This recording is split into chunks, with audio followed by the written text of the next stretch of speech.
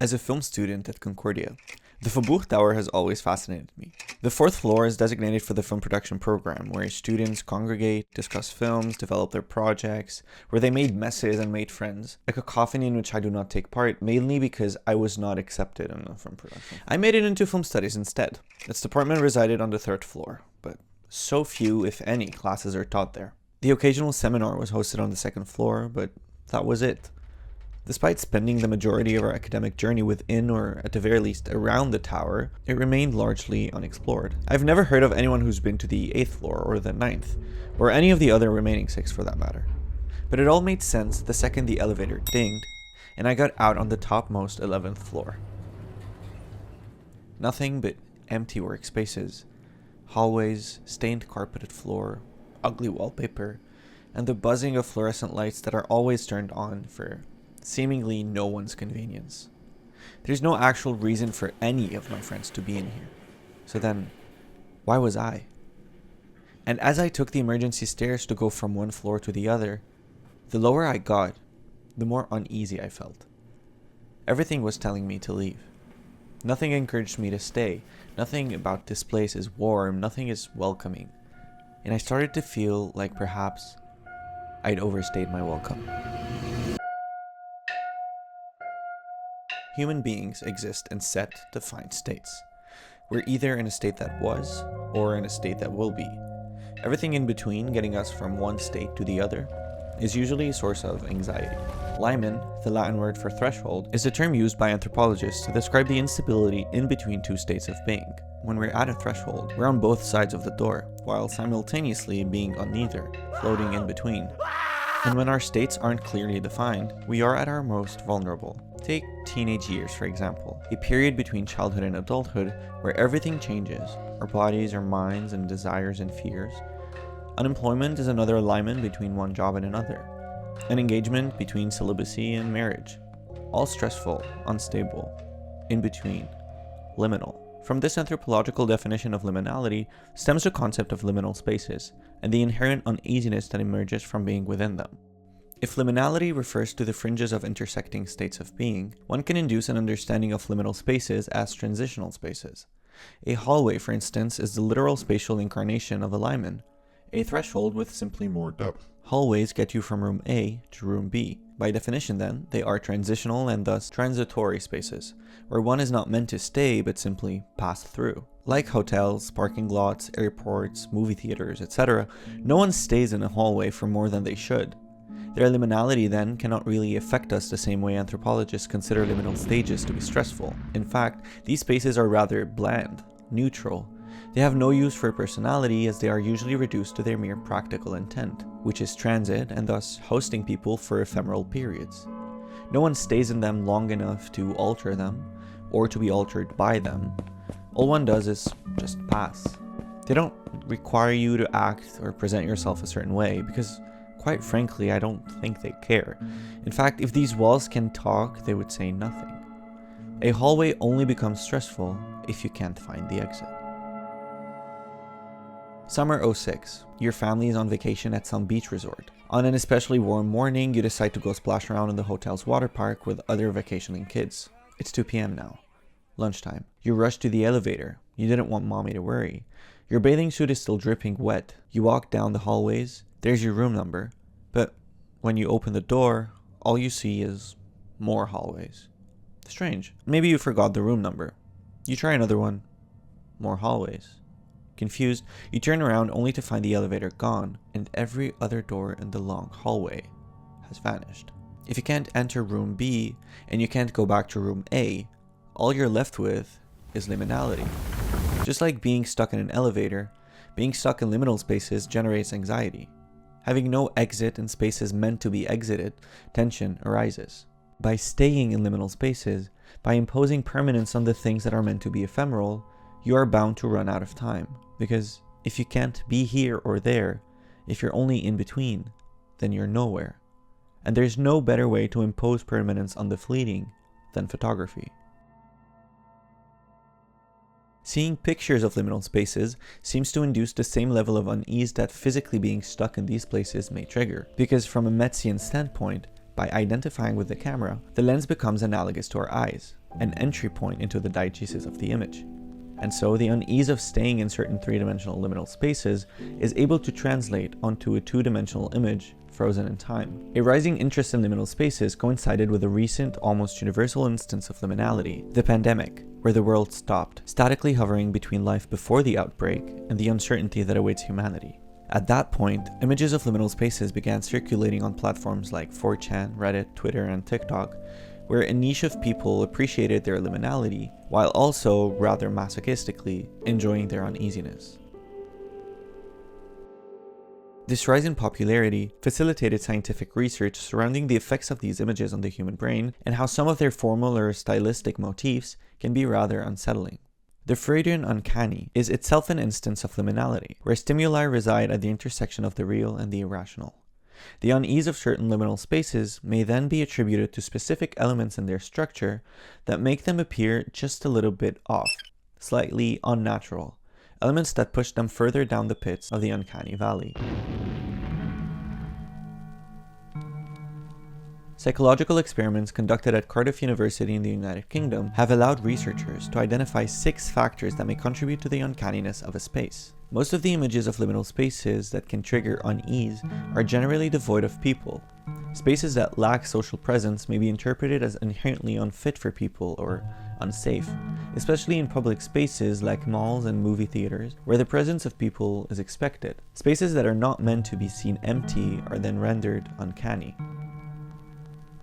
When rooms lack essential features like specific furniture, doors, windows, and are overall rather empty, we are faced with a minimal amount of information that is not enough to assess a room with certainty, stripping it of its specificity and its identity. An ambiguity that can leave the viewer feeling dissatisfied, and thus makes the room feel uncanny. The excessive repetition of certain features of a room like patterns and furniture makes the room feel unnatural, almost artificial. Displacement in a space refers to elements which are just totally wrong, architecture that just doesn't look right, and staircases that lead to nowhere. Sometimes even, when things are weirdly proportioned, it makes us wonder if these places were ever really meant for humans.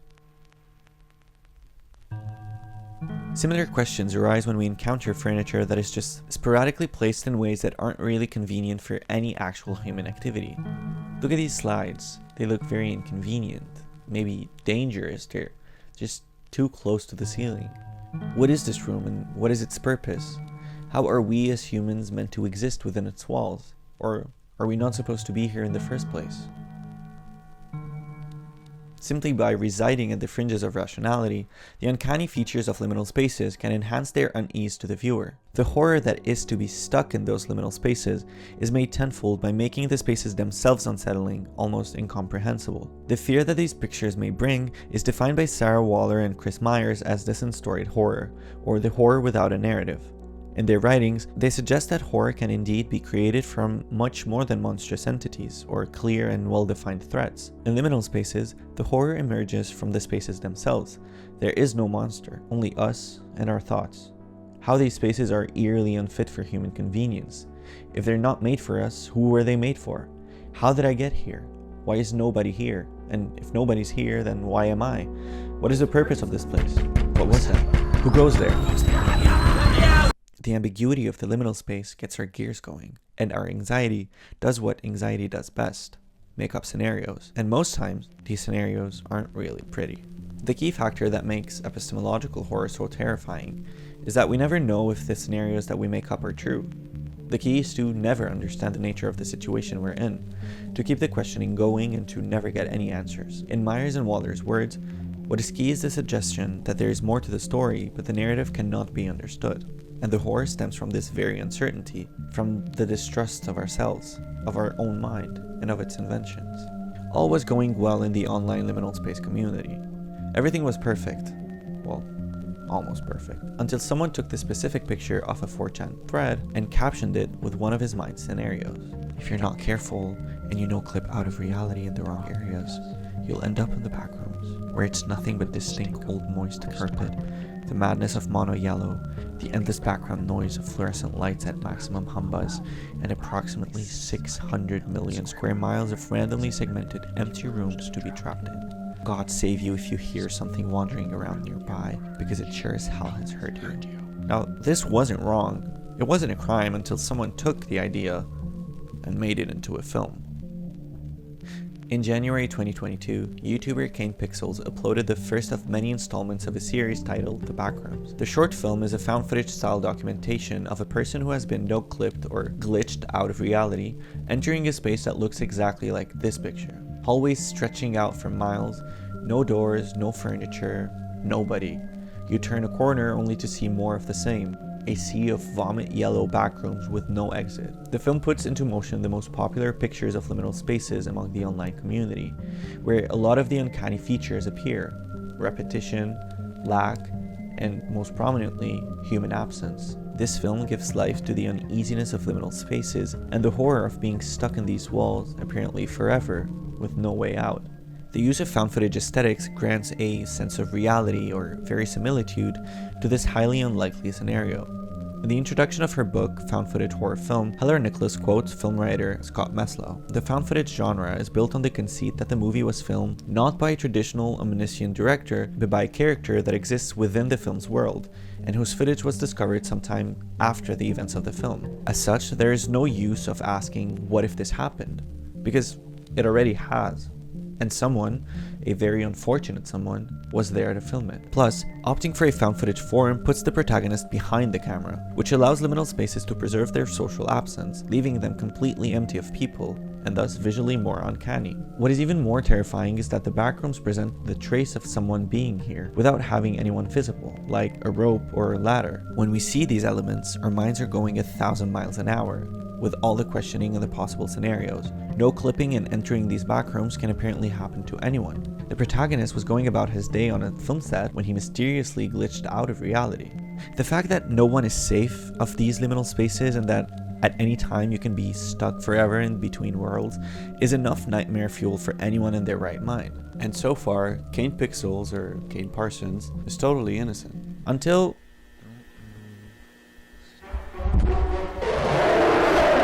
this thing showed up.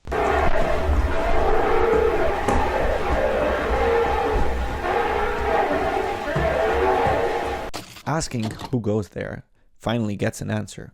The threat of the backrooms is thus no longer exclusive to the place itself, and extends to the entity that chases you within them. The anxiety that we feel from being in these liminal spaces is now personified, or monsterified, weird glitching stick figure-ified, and it is no longer about surviving these liminal spaces, but surviving within them. It's no longer about exiting because the space itself is a threat, but exiting for fear of being eaten.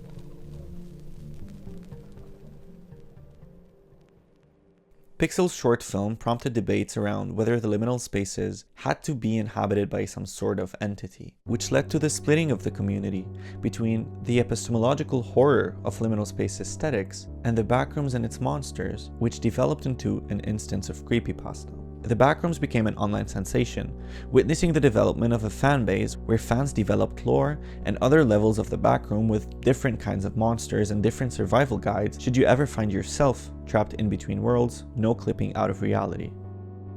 The Backrooms have become so popular in the horror community that it caught the eye of film production company A24, who is currently working alongside original creator Kane Pixels to develop a feature-length horror film on the Backrooms, expanding the lore and exploring the history of this horrifying world between worlds.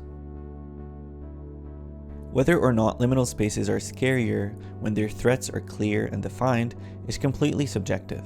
In broader terms, to know or not know, to show or not show the threat, is an ongoing debate in the history of the horror genre. Some subscribe to Noel Carroll's taxonomy of monsters, where horror necessarily requires a monstrous entity that is classified and thus clearly represented. Meanwhile, others might prefer the threat to be not only unknown but unknowable, a Lovecraftian horror that works against our human nature and our need for clarity. This lack of understanding leaves us bathing in the unknown, opening up infinite possibilities of interpreting the nature of an imminent threat. Before venturing into the unexplored floors of the Faubourg Tower, I asked my friend Alexis to tag along. I half expected them to be terrifying anyway, so I couldn't go alone. I was happy to find exactly what I was looking for. Empty structures, hallways with an absurd number of doors, no people, sometimes staircases that led to nowhere. Simply too many things happening for seemingly no one's benefit. And I knew that they would be great liminal spaces to capture for the purposes of this video essay. I also used my 2010 digital camcorder to get this found footage, low resolution, grainy, grassroots look, allowing their uncanniness to hopefully translate through the screen. But the longer I filmed, the more I wanted to leave. I couldn't stand that we were alone. I couldn't stand the fact that even after visiting each floor, I still didn't know what they were for. The emergency stairs were never ending. The claustrophobia started to kick in and I needed to leave. My anxious mind was fabricating the most horrific scenarios, and I did not want to stay here long enough for them to come to life.